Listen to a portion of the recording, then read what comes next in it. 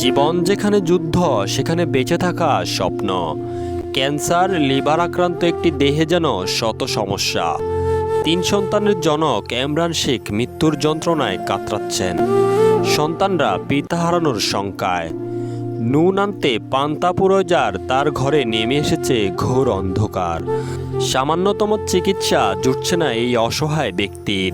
ফরিদগঞ্জ উপজেলার 8 নং পাইকপাড়া দক্ষিণ ইউনিয়নের পূর্ব শাহপুর গ্রামের মৃত আব্দুর রশিদ শেখের পুত্র এমরান শেখ। তিনি কোনোরকম রাজমিস্ত্রির কাজ করে জীবিকা নির্বাহ করতেন।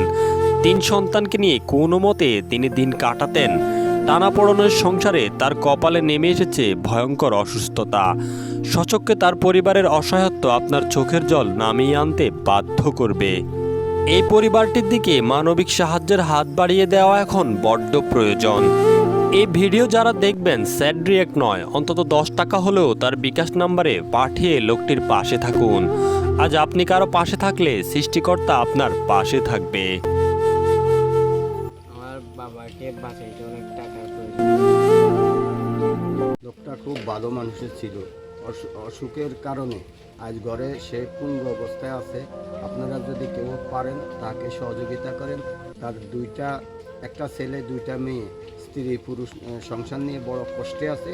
তার ট্রিটমেন্ট করার মতন এমন কোনো অর্থনৈতিক তার নাই। তাই মানুষ তাকে সহযোগিতা করতেছে। এই সহযোগিতার কারণে সামান্য কিছু চিকিৎসা হয়েছে এবং তার বড় ধরনের চিকিৎসার দরকার। আপনারা যদি পারেন তাকে একটু সহযোগিতা করেন।